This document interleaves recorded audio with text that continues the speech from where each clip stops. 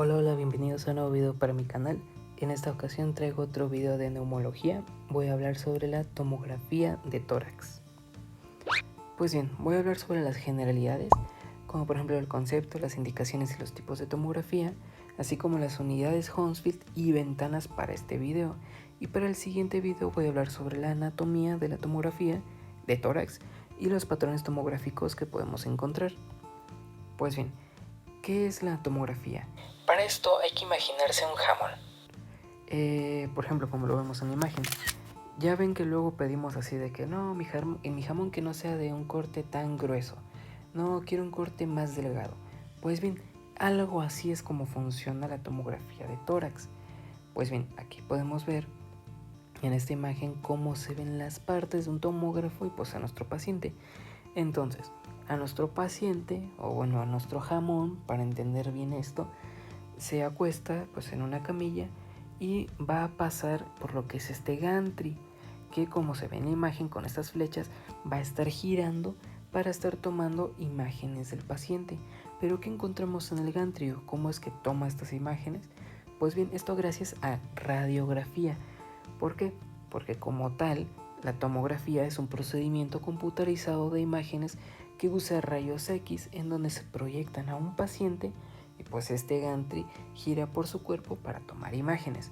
Entonces, ahora sí, entra nuestro paciente o bueno, nuestro jamón y decimos, ok, quiero un corte no tan grueso, como por ejemplo de 0.5 milímetros, así bien delgado el corte. Entonces, entra nuestro paciente y estos rayos X se van a liberar y van a ir, o bueno, van a atravesar el cuerpo del paciente y van a ir a lo que es un detector de rayos X, que es el que pues nos va a ser importante, o bueno, nos va a ser útil para pues obviamente ver las imágenes de la tomografía.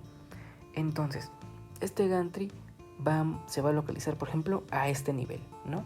Va a empezar a hacer un corte ahí y va a girar sobre todo el cuerpo del paciente, suponiendo que aquí está nuestro paciente, aquí que estoy dibujando. Entonces, este gantry va a estar girando, ¿para qué? Para estar moviendo estos rayos X hacia acá y este detector a la vez acá. ¿Para qué? Para estar tomando imágenes de este lado, de este lado, de este lado, o sea, de toda la circunferencia de nuestro paciente, así hasta completar los 360 grados. Y ok, ya completó la imagen de esa parte del tórax. ¿Qué sigue? Ok, como yo le dije que a mi tomógrafo de que lo quiero de 0.5 milímetros, ok, se va a mover tantito acá, 0.5 milímetros, y empieza otra vez a tomar una imagen, a girar sobre su cuerpo y a girar y así hasta completar 360 grados. Y ya que cada esa imagen se mueve otros 0.5 milímetros y vuelve a tomar una imagen. Ya después, cuando hable de la tomografía de alta resolución, vamos a entender por qué es importante que sea muy chiquita esta distancia. Pero ahorita quédense con esto, así es como funciona como tal la tomografía. Bien, continuando con lo que son las indicaciones, la tomografía como tal es muy útil en el ámbito de la neumología y de varias áreas, y viene siendo, por ejemplo, en el tórax de nuestra segunda herramienta más útil, o bueno, la que más usamos después de la radiografía. ¿Por qué? Porque se usan, por ejemplo, en enfermedades intersticiales, en hipertensión pulmonar, en nódulos, en bronquiectasias o enfisema, en una tuberculosis, aspergilosis, etc. En sospecha de cualquier diagnóstico de estas, pues vamos a ocupar de una tomografía. Entonces sus indicaciones sí son en muchísimas patologías, que pues ya se va a ir viendo pues conforme se vean las patologías. Pues bien, ahora continuando con los tipos de tomografía, esto es importante entenderlo también. Tenemos dos principales, de acuerdo al contraste y de acuerdo al corte. Yo así lo dividí. De acuerdo al contraste, pues se divide en simple, una tomografía simple y una tomografía contrastada. La simple, como su nombre lo dice, así simple, no usa contraste, o sea, sin uso de contraste. Y vamos a tener imágenes blancos, negros y blancas nada más. Pero bueno, blanco solo para los huesos, ¿va? Pero de ahí imágenes en blanco y negro como tal. ¿Cómo lo podemos ver acá? Aquí podemos ver a los pulmones, tanto derecho e izquierdo, y estas estructuras vasculares, ¿no? Pero si usamos, por ejemplo, para identificar estructuras vasculares, que es muy importante la tomografía contrastada, como ya lo vamos a ver, es muy importante ¿para qué? Para delimitar las estructuras vasculares.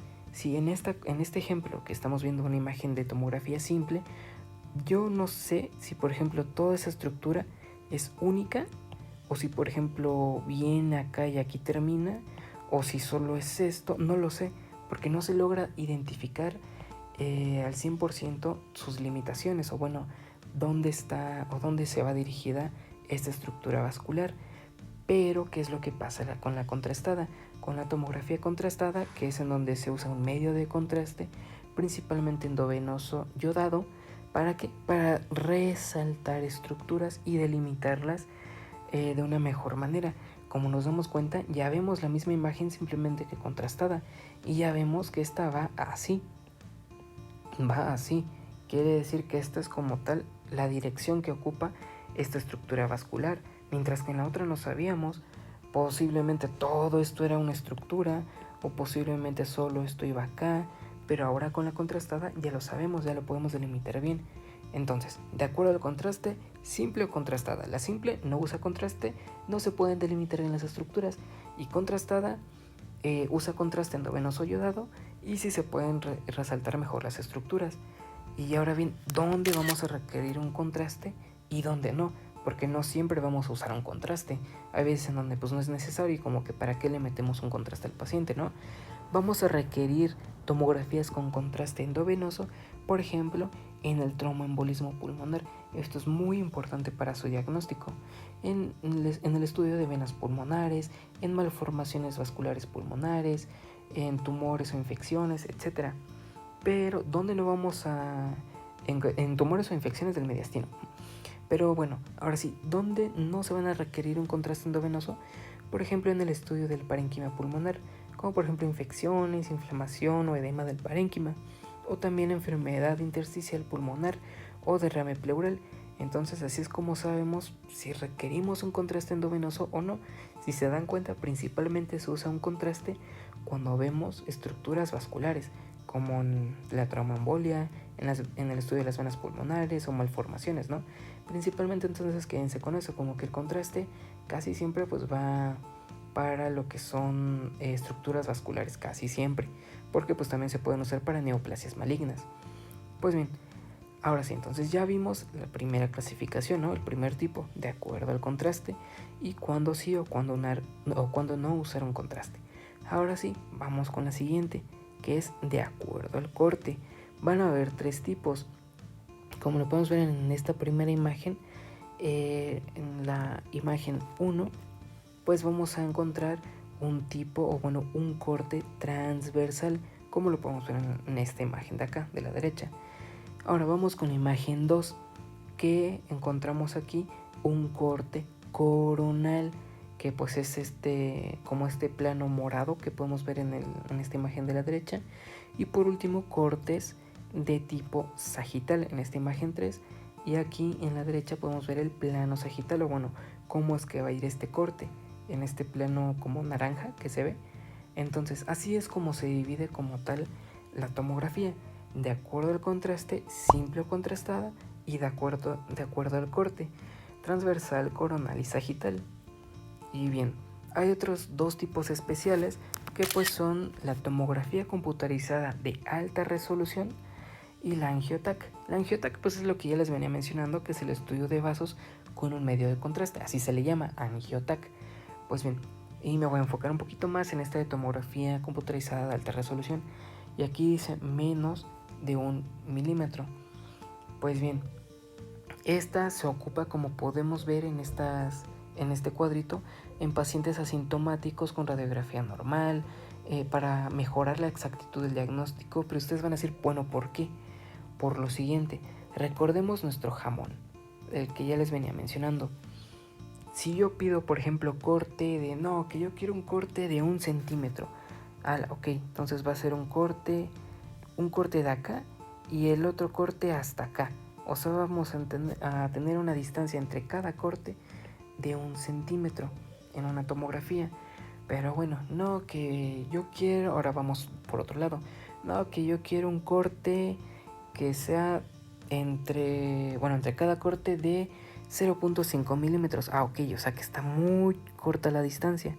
Por ejemplo, de acá y de acá, ¿va?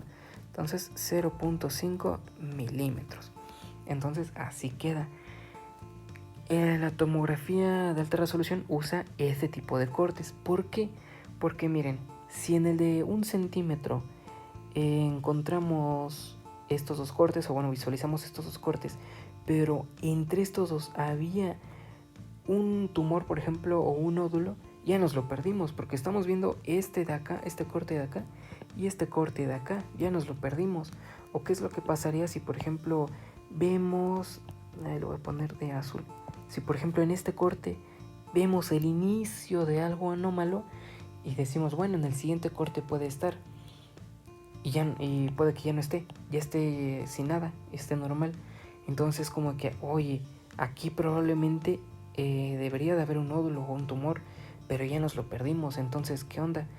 Pues para eso se ocupa los de alta resolución, que son menos de 1 milímetro. ¿Por qué? Porque si por ejemplo en este primer corte vemos un puntito anómalo, decimos, ah, ok, vamos al siguiente corte. Ah, mira, ya se ve más grande. Ok, vamos al siguiente corte. Ah, mira, ya se ve más grande. Y vamos al siguiente corte. Ah, ok, mira, ya está más chico. Quiere decir que entre estos cortes hay algo anómalo y se pudo identificar gracias a la alta resolución de la tomografía, o sea, al menor tamaño del corte, por así decirlo. Porque si hubiera sido la de 1 centímetro, no lo hubiéramos podido identificar fácilmente esta lesión. Entonces, por eso es importante usar esta tomografía, y que ya hoy en día pues es la que se usa prácticamente en todo, si no es que en todo. Por eso es de que decía aquí, para la exactitud o un mejor diagnóstico. ¿Para qué? Para pacientes asintomáticos con radiografía normal, en todo. O sea, es muy importante este tipo de tomografía. Y pues bien, ahora sí, continuando, ¿qué son las unidades Hounsfield y las ventanas? Pues bien, las unidades Hounsfield, primero que nada, son una escala cuantitativa que describen los diferentes niveles de densidad de los tejidos humanos. Yo ya les decía que en la tomografía pues usamos rayos X, y aquí está el detector, ¿no? Pues bien, y los rayos X pues viajan de acá a acá, y obviamente atravesando el cuerpo del paciente, atravesando hueso, sangre, pulmones, aire, etcétera, atravesando todo eso. Pero no es lo mismo que los rayos X atraviesen un hueso a que atraviesen sangre, o no es lo mismo que atraviesen el pulmón a que atraviesen, por ejemplo, un hueso. Entonces no es lo mismo, y por eso las unidades Hounsfield nos dan las densidades de los diferentes tejidos, que van de -1000 siendo el aire a 1000 siendo el hueso, que como tal el hueso no es de 1000, sino que es menos de 1000.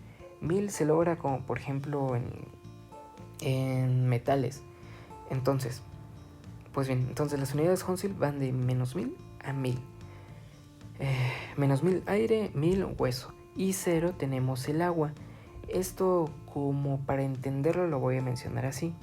Pues bien, hagan de cuenta que el aire, que es de -1000 unidades Hounsfield, nos indica que los rayos X necesitan -1000 unidades Hounsfield para atravesar el aire.